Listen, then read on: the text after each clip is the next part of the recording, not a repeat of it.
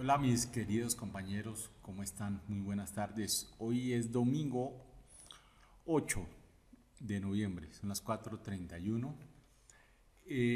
Voy a hacer esta conversación con ustedes eh, para que revisemos entre todos y podamos visualizar este tema del formato de evaluación para la licitación pública por pliegos tipo. Yo les ruego mucha atención a todos, en especial a Yoleni, porque a lo largo de la conversación vamos a hablar sobre algunas modificaciones, algunas precisiones sobre la forma en que está cuadrado esta matriz. Primer término, hacemos esta matriz como ustedes están observando del 1 al 76 en renglones, en todos los renglones, en todas las columnas, de la 1 al 76 contiene todos y cada uno de los 76 oferentes. En los renglones se contienen o están contenidos los datos de cada uno de los oferentes para definir si cumplen o no cumplen, o para definir desde ya si pierden algunos puntos por errores en la presentación de su oferta. Recordemos lo primero, eh, los requisitos, cuando no se cumplen requisitos habilitantes, no se genera el rechazo de la oferta, sino se genera la necesidad de que la entidad le pida a los oferentes que subsanen. Por lo tanto, es donde alguna persona haya cometido un error o una omisión en cuanto a los requisitos habilitantes, ojo, no se rechaza, sino que se pide subsanar. Ya veremos esto más adelante. Y en cuanto al tema de puntos, cuando se comete algún error en puntos, pues simplemente se pierde la puntuación respectiva. Por ejemplo, cuando no se cumple con la capacidad, con la presentación, en este caso, de un compromiso para hacer un plan de calidad que tiene 19 puntos, pues simplemente se pierden esos 19 puntos. O el que presenta mal su presentación sobre vinculación de plan de discapacitados o de vinculación de discapacitados a sus empresas o consorcio, pues pierde el punto que se le da. En todo caso, eso ya lo iremos viendo. Vamos a observar el diseño. Hay un tema, primero aquí hay unas convenciones que dice que el color verde es cumple, el rojo no cumple y el azul no requiere. Tengo mi serio reparo sobre este no requiere porque creo que no se va a necesitar esa convención tal como he visto al desarrollar estos puntos. Aquí en esta parte que estoy señalando se dice que se reunió el jefe de la oficina con el objeto de realizar el cierre de recepción, pues aquí ya no es el cierre de recepción de ofertas, sino será la evaluación. Veamos que aquí sí, en esta parte sí dice evaluación, pero aquí nos dice que realizar el cierre de recepción de ofertas y tiene que ser con el objeto de realizar la evaluación. Bueno, hay una parte que ya está adelantada, porque en la diligencia de cierre, pues afortunadamente ya se cumplieron, ya se agotaron alguna revisión, una parte de la revisión, y tiene que ver con el hecho de haberle puesto ya el nombre a cada uno de los oferentes, de haber señalado la cédula de ciudadanía del oferente o de quien presentó la oferta o de su representante legal. Se señaló ya la fecha de presentación en todos los casos también ya se señaló el número de folios, se señaló si cumple con el sobre número 2. Esto quiere decir que si, como esta es una licitación por pliegos tipo, tiene que haber un sobre número 1, que es el que vamos a revisar esta semana, y otro sobre número 2, que es el que contiene la oferta económica. Ese sobre número 2 está guardado en el despacho de la oficina, esperando a que llegue el día de la audiencia de adjudicación, que es el momento indicado para abrir ese sobre número 2. Por lo tanto, en este momento nada tenemos que ver nosotros con el sobre número 2, sino hasta el día en que celebremos esa audiencia.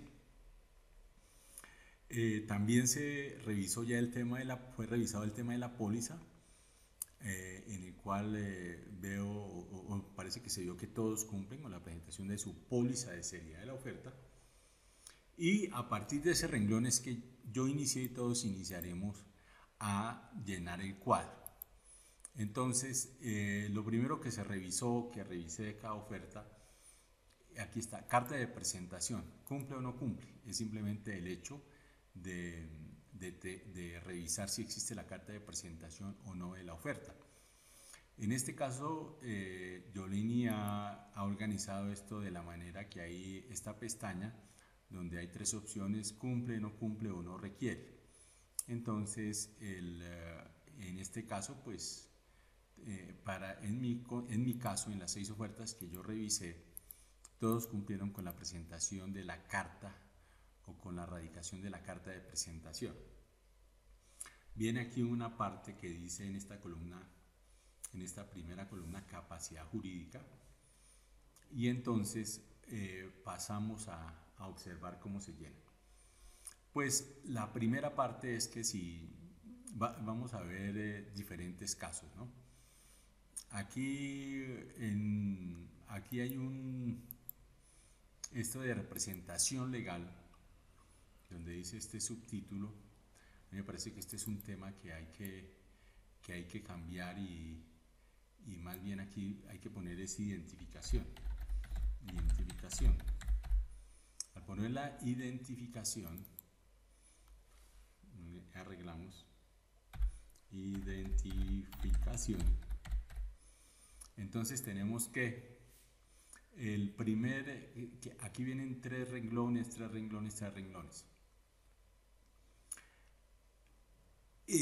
Aquí identificamos quiénes son los que están presentando la oferta. La oferta puede ser presentada, como ustedes ya saben, por consorcios, por uniones temporales o por personas unitarias, por una persona que obra sola, obra en solitario, sin consociarse, sin unirse temporalmente. Y a su vez, pues esa persona que se presenta sola puede ser una persona natural o puede ser una persona jurídica. Desde este renglón, entre el 9 y el 10, en el renglón 10, ya tenemos definidos ya tenemos la primera pista para el tema, porque pues aquí ya hice consorcio, sabemos que son varios. En este caso, que es el único que me tocó, hay una persona que obra en solitario que se llama Ingeobras QHSE. Entonces, de acuerdo con esta pista, aquí ya sabemos que es un consorcio. Entonces, como está conformado por varias personas, con Yoleni dejamos la opción de que hubiera 3 integrantes por consorcio o por unión temporal. Es posible que haya más, pero pues sería un caso raro. La verdad no sé si hubiera un número 4, cómo se haría para duplicar este renglón, para volverlo integrante número 4, pero si sea ese caso, pues Yoleni nos explicará cómo se habilita un renglón adicional para poner otro integrante en este renglón. Lo mismo en el renglón 28 para duplicarlo, o el 34, ya veremos cómo. Entonces, veníamos diciendo, integrante número 1. Entonces, pues el integrante número 1 será el que primero aparezca ahí en la conformación del consorcio, ¿no? o de la unión temporal, y se identifica. En este caso me tocó a mí que este consorcio de ALW está conformado por Avellaneda Ingeniería SAS. Ahí lo digité. Lo mismo digité a la persona natural William Morales Rojas. Estos integrantes, como aquí quedó entonces, integrantes del consorcio. Su participación, ¿en qué porcentaje participan? En el caso del consorcio ALW, ambos van a la mitad, 50-50, cuestión que digité también. La siguiente identificación es el certificado de Cámara de Comercio.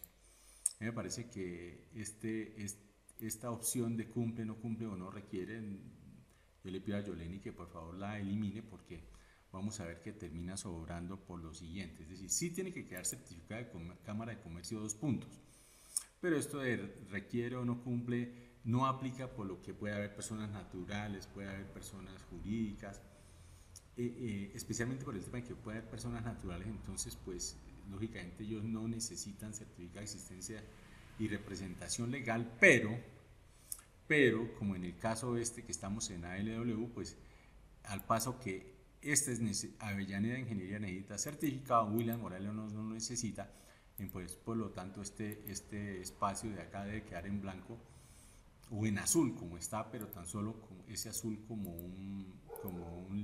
una línea divisoria, como un renglón divisorio. Muy bien, continuemos. Entonces, fecha de expedición. Entonces, la fecha de expedición del certificado. La fecha de expedición del certificado de la sociedad que está acá, que es Avellaneda Ingeniería, pues 12 de octubre de 2020. Esta, como es una persona natural, el segundo del señor Morales, pues a él yo le puse ahí, no aplica. Como se puede ver, aparece en el costado izquierdo, pero entonces sería bueno, desde ya le digo yo a Yoleni que por favor dejemos ese no aplica cuando pongamos el NA, para que también se pueda ubicar en la parte derecha extrema de la celda, más por estética, por orden. Después viene la vigencia. Entonces, la vigencia, en este caso, a mí no me da una fecha de hasta cuándo llega la vigencia de la sociedad de esta columna, sino que me dice que es indefinida, entonces pongo indefinida.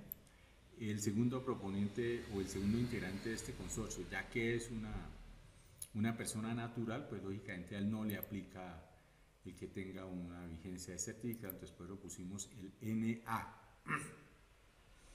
Salimos del certificado de la Cámara de Comercio después de que revisamos dos puntos: cuál fue su fecha de expedición y cuál es la vigencia de la sociedad. Pasamos entonces al RUP.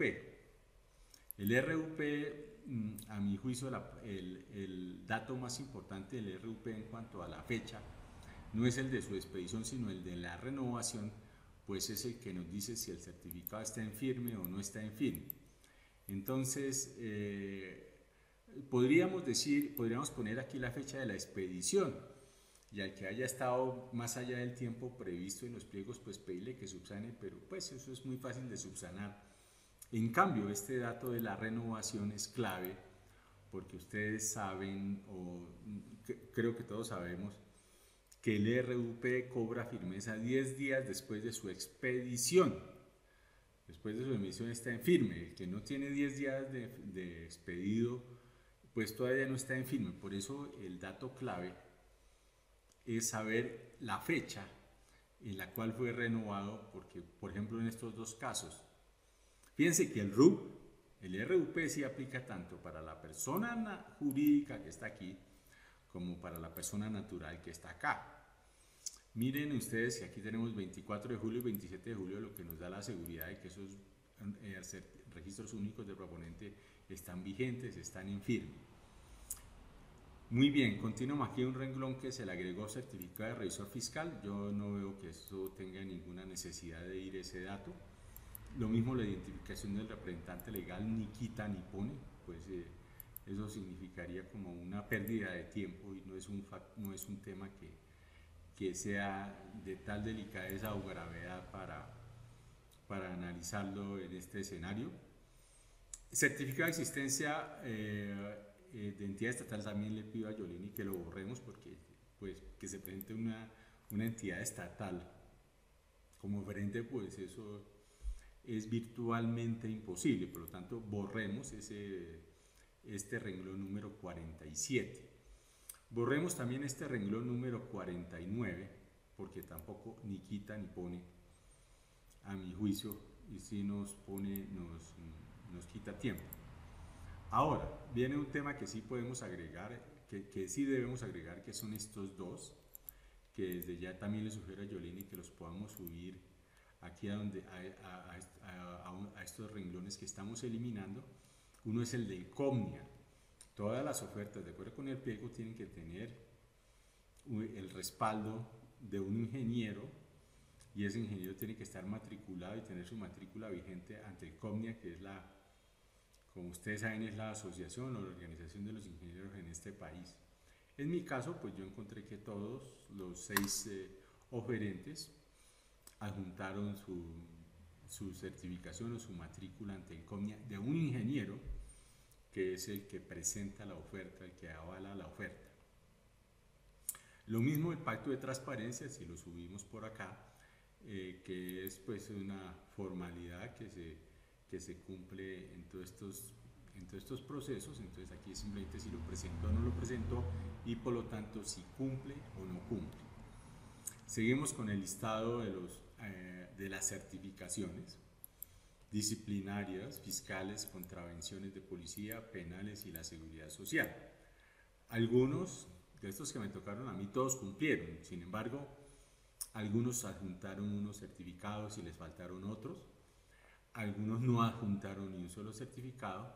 Entonces, por lo tanto, pues como ya sabemos y ustedes tienen más experiencia en eso, tenemos el deber de revisar en la página de certificados de la Contraloría, de la Procuraduría, de la Policía Nacional en cuanto a contravenciones y antecedentes judiciales, sobre si estas personas están libres o tienen sus certificaciones correctas de tal forma que no esté inhabilitado. Esto puede parecer fácil, pero sí es fácil, pero puede parecer como ligero, pero es un tema delicado, porque aquí se nos dice con esas certificaciones si estas personas están habilitadas o inhabilitadas para contratar. Entonces es un tema delicado, por lo tanto hay que revisar bien esos certificados. Y dentro de estas certificaciones, por último, está el de seguridad social. Acordémonos que las personas jurídicas deben acreditar su seguridad social. Las jurídicas deben acreditar su seguridad social con fundamento en un certificado expedido por su representante legal o por su revisor fiscal, si lo tiene. Si lo tiene.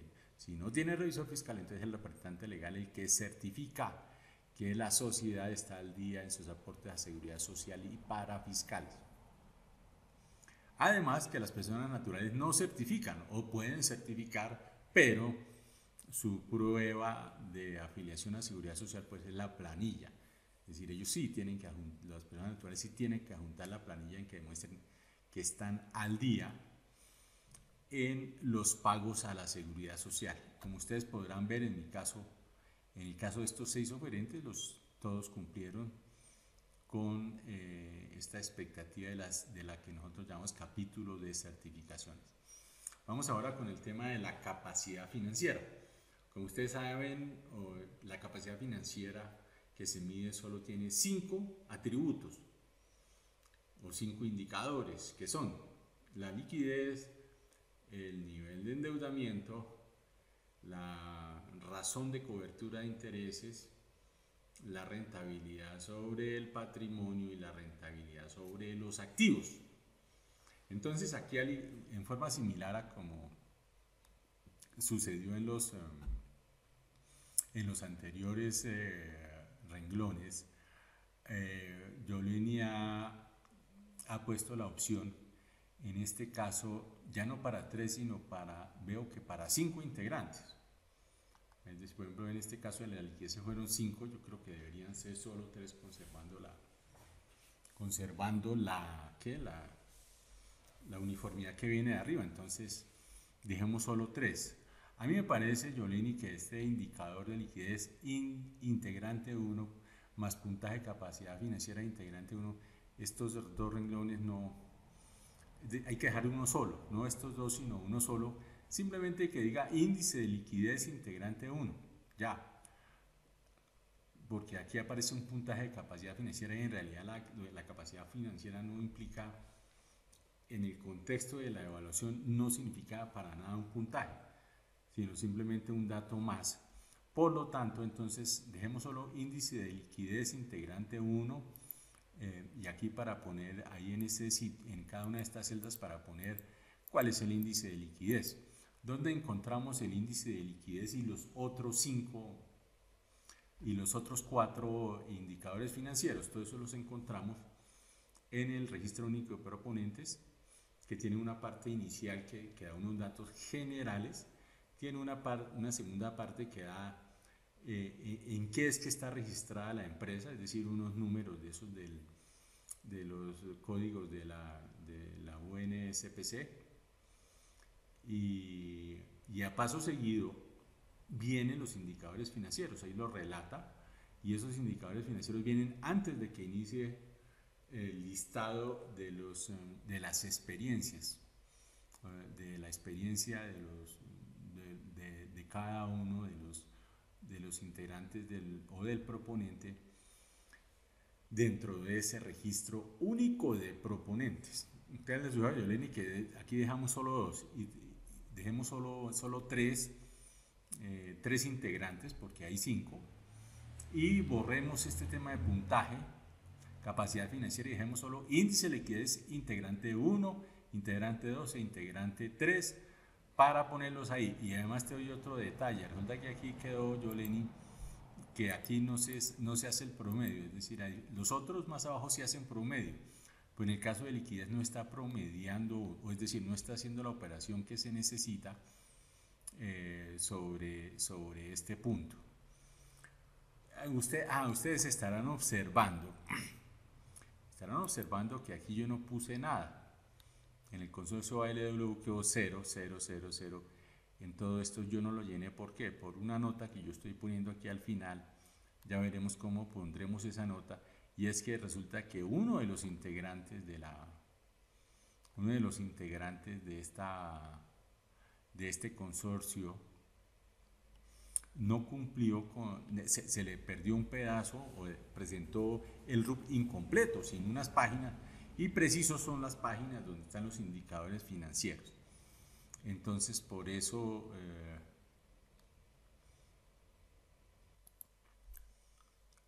bueno, como notarán, entonces interrumpí, pero lo cierto es que estaba revisando lo que estaba diciendo y sí es cierto. Una de estas personas, exactamente, la Sociedad Avellaneda de Ingeniería, presentó un RUP supremamente voluminoso, pero en ese RUP faltan unas páginas y dentro de esas páginas no está la parte donde contiene la información financiera, por eso todo quedó en 0 y no hice ninguna operación. Y termino diciendo o informándole aquí en este otro renglón del cual ya hablaremos, que invitamos al señor a que subsane. Pues el RUP del integrante número 1 está incompleto y no presenta indicadores financieros. Bueno, entonces prosigamos con el tema del índice de liquidez. Aquí sí aparece ya solo 3 renglones, endeudamiento 3, cobertura de intereses 3, activos total 3. Entonces veamos que aquí entonces cuando yo pongo índice de endeudamiento que dice el RUP de 008 y aquí de 003, pues nos da este ponderado o no ponderado, este resultado de que los dos nos da 0,75 y pues Yoleni muy diligentemente ella hizo los cálculos dentro de la tabla Excel, dentro de las fórmulas, y cuando nos da este resultado de 0,075 ella le puso este renglón 79 que cumple. Entonces nos está diciendo automáticamente que cumple, evitándonos la labor de tener la calculadora en mano para hacer la operación de cada uno de los renglones. Gracias, Yoleni. Y le ruego entonces a Yoleni y a Carol que le echen una mirada a este tema, si esta operación es correcta y si corresponde a la expectativa de acuerdo con el pliego de condiciones. Muy bien. Lo mismo para razón de cobertura de intereses. Ojo que con la razón de la cobertura de intereses tenemos una dificultad. Ustedes verán que, por ejemplo, en el caso del consorcio de las vías de Morca, pues aparece la razón en el RUP aparece esta cifra para uno y esta cifra para otro en cuanto a esa razón de cobertura. Y nos da esta cifra final de la sumatoria ponderada entre los dos, y nos da que cumple, pero mire lo que pasa con la razón de cobertura de intereses, que hay casos en que los RUP nos dicen que es indeterminada, dice así entre comillas, indeterminada. Entonces, pues ahí se nos presenta un obstáculo, o no un obstáculo, sino un interrogante. Entonces yo desde aquí yo le pregunto a Carol y a Yolini qué pasará con estas personas o cómo se pondera este indeterminado al sumarlo con otro número o cuando aparecen dos indeterminadas, porque mire que aquí, por ejemplo, la fórmula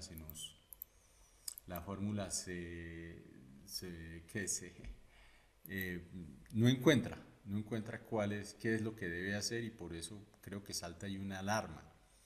Entonces, por favor, Jolene y Carol, veamos qué es qué es el tema de cobertura de intereses cuando es indeterminado, cuando es indeterminada esa razón y cómo se opera o qué sucede aquí frente al cumplimiento del mínimo de cobertura de intereses.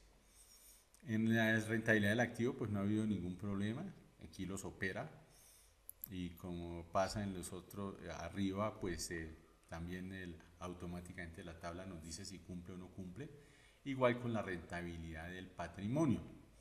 En este caso, como ustedes podrán observar, todas las en, en estos casos, en estos casos, por ejemplo, en que el proponente es 1, pues aquí está la cifra 0.28 y pues no se agregan más cifras lógicamente y aquí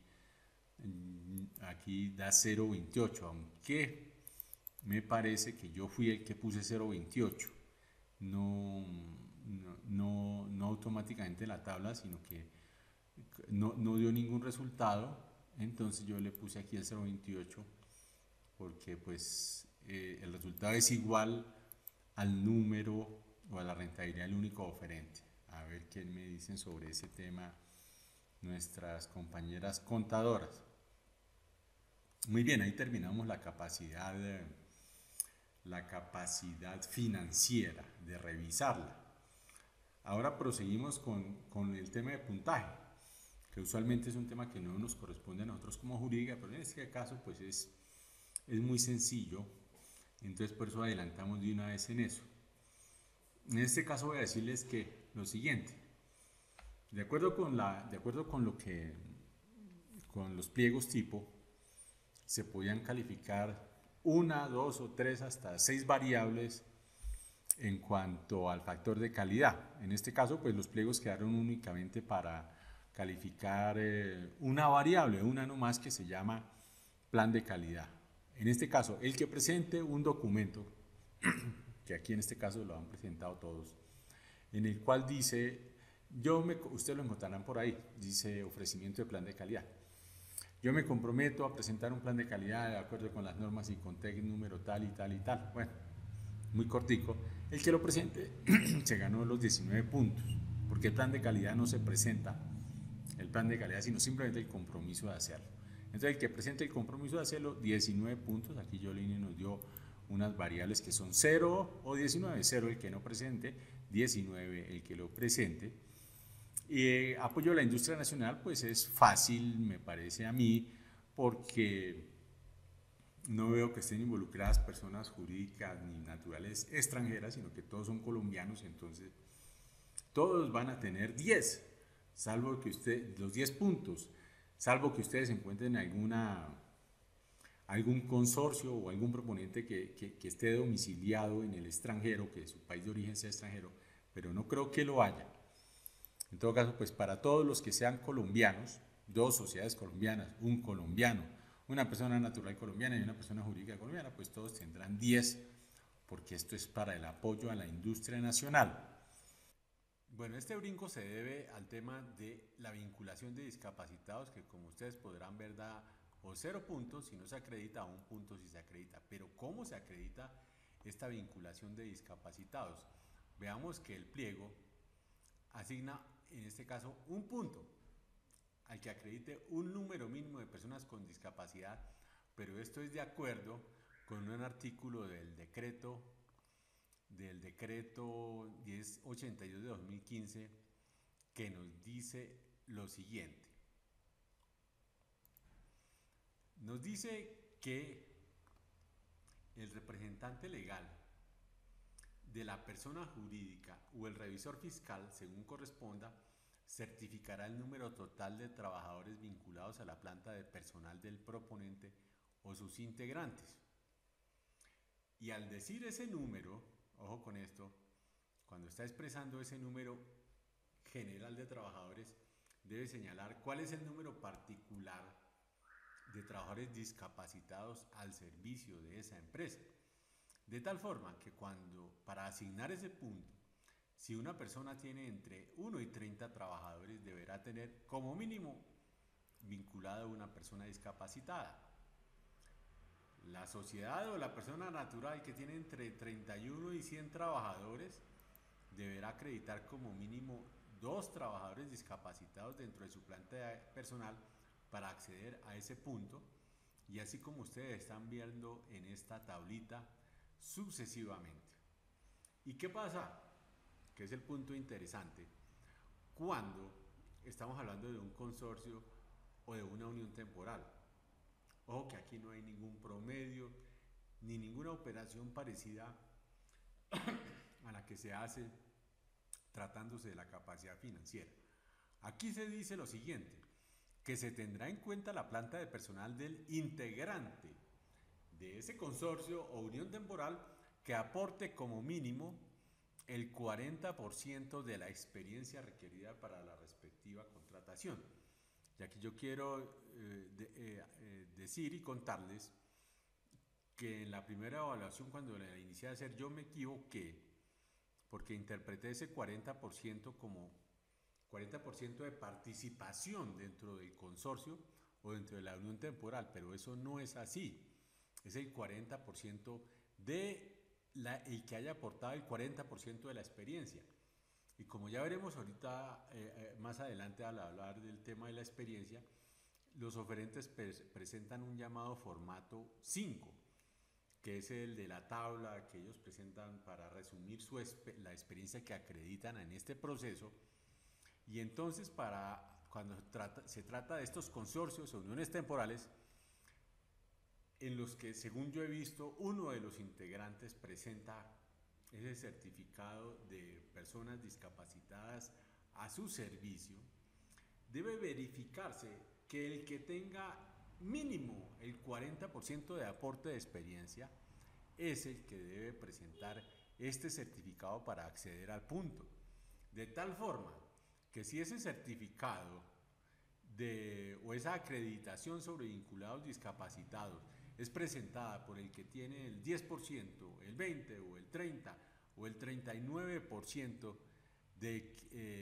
como aportante de experiencia dentro de ese consorcio de unión temporal, pues ese certificado o esa acreditación no servirá y dará 0 puntos.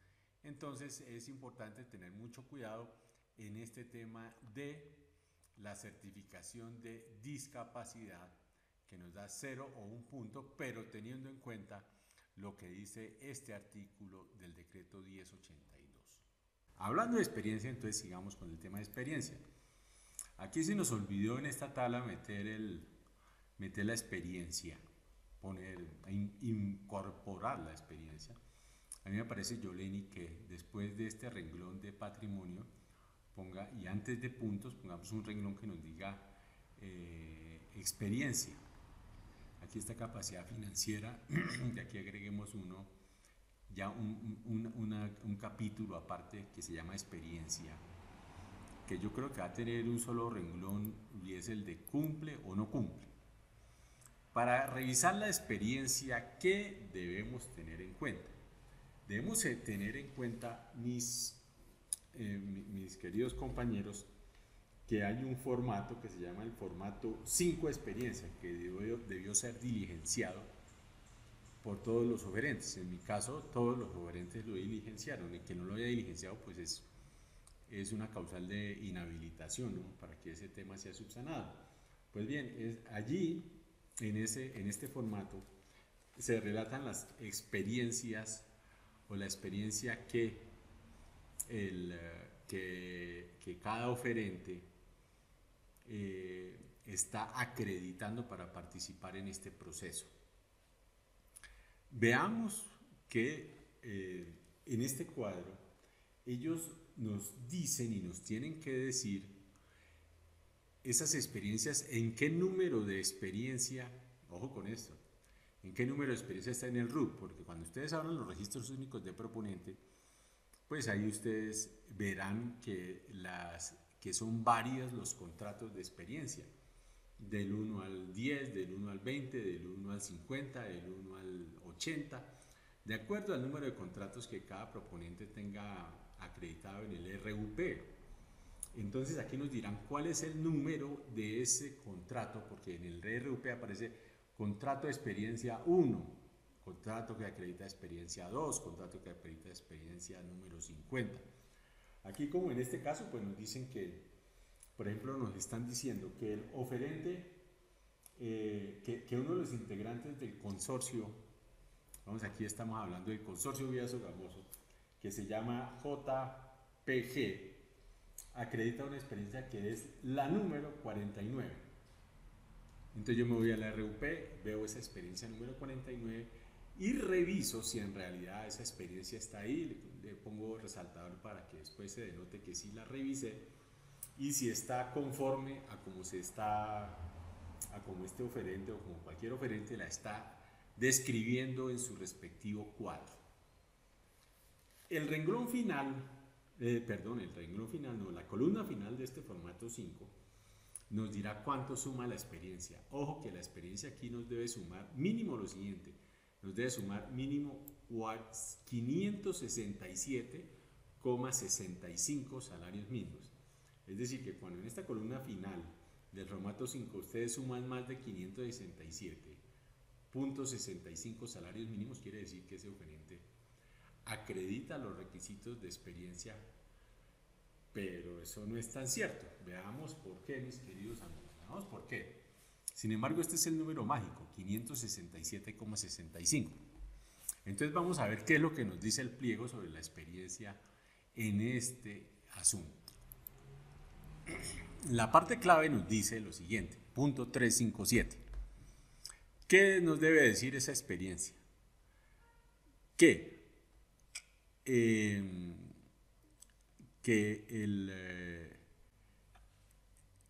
Cuando un oferente en ese formato 5 presenta de 1 a 2 contratos, su experiencia su valor mínimo a certificar es el 75% de nuestro PO en salarios mínimos, ¿no? Ya veamos que el PO nuestro, el presupuesto es 567,65 salarios mínimos. Por lo tanto, si se presentan 1 a 2 contratos, debe ser el 75% de esa cifra en salarios mínimos que ya acabamos de ver. Si presenta de 3 hasta 4 contratos en ese formato 5, tiene que tener el 120% de esa cifra que ya vimos en salarios mínimos. Y si presenta de 5 hasta 6 contratos, pues debe cumplir o debe verificarse que esos 5 a 6 contratos suman por lo menos el 150% de esa cifra que en salarios mínimos ya vimos, es decir, que hay unos rangos que van el 75%, el 120% y el 150%, dependiendo de cuántos contratos son los que se acreditan en ese formato número 5. Cualquier duda que haya sobre ese tema de experiencia, yo los invito a que por favor veamos todo este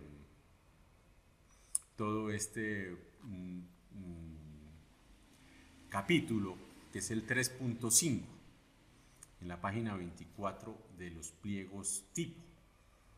Ahí está lo que nosotros dijimos sobre la experiencia. Esa experiencia debe ser en construcción o mejoramiento de pavimento asfáltico. Pero esa experiencia en números, cuando ustedes revisen el RUP, en números debe ser la 72-14-10 o la 72-14-11, porque se dice, ojo que se dice, deben estar clasificados en alguno de los siguientes códigos, no en los siguientes códigos, sino en alguno, y alguno es 72-14-10 o 72-14-11. Si ustedes al verificar ese formato 5, al confrontarlo con el RUP en los diferentes acreditaciones de experiencia que contiene ese documento, se observa que los contratos aducidos como experiencia están dentro de estos códigos, pues, y además cumplen con el hecho de estar por encima del 75, 120, 150%, como ya vimos, de acuerdo con el número de contratos acreditados, pues esa persona cumple. Si no, pues no cumple, y eso se reflejará en este renglón de experiencia.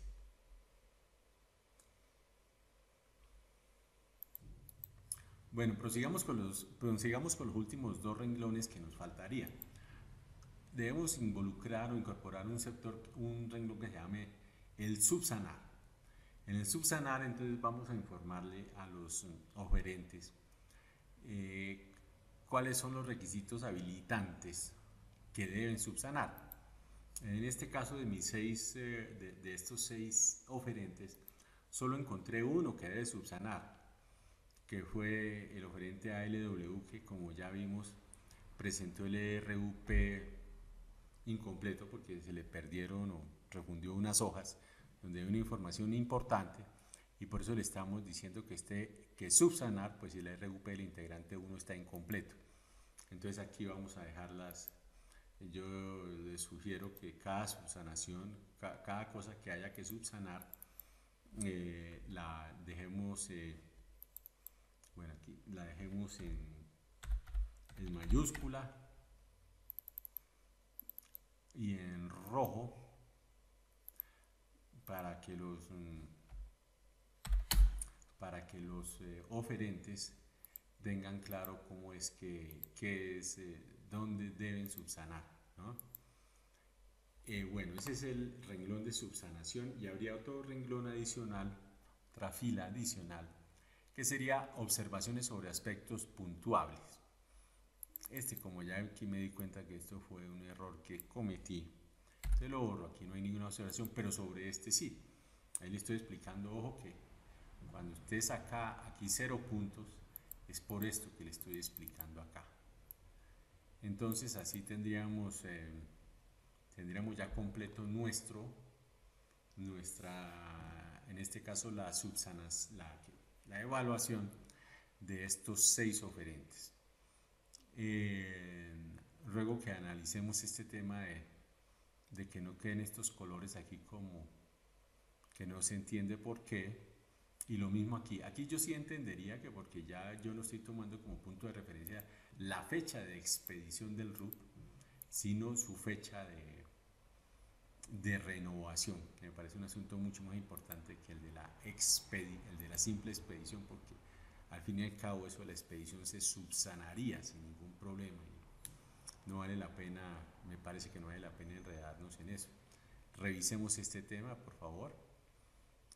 Bueno, cuando aparece indefinida, pues a mí me parece que hay que justificar esa palabra, pues, a la derecha, y le ruego a Yolín entonces tener en cuenta los comentarios que ya se hicieron desde el principio.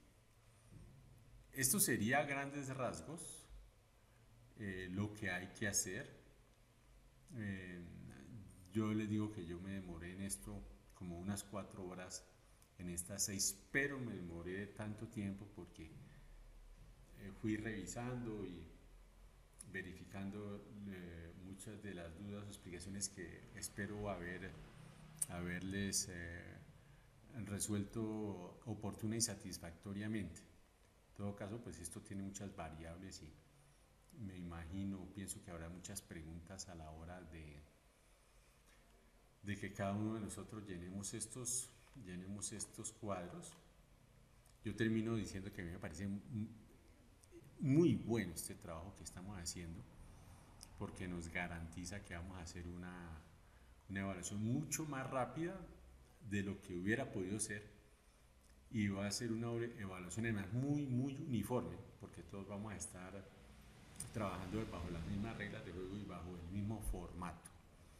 Esto ya quedaría únicamente, como ustedes pueden ver, este renglón que aquí se llama 160 para el día de la audiencia, para incorporar aquí los valores de la oferta económica cuando se abran los sobres número 2 y se asigne esta calificación que corresponde a ese renglón. Lógicamente, como ya lo sabemos, querida doctora Lili, estamos Estamos gravísimos en el tema de uno de los apartados de la habilitación, que es la revisión de la capacidad residual. Ahí cometí como una omisión tal vez al publicar los pliegos por no llenar bien un formato, pero eso, como ustedes ya saben, estamos en proceso de subsanación o en proceso de requerir mayor información a los oferentes. Entonces cada día tiene su afán. Tan pronto terminemos este listado, entonces con este cuadro, hablaremos con Yoleni a ver cómo agregamos aquí los renglones propicios para la capacidad residual, que espero que no sea un trabajo muy complicado. Entonces, muy amables, mil gracias. Por favor, tengamos muy en cuenta estos puntos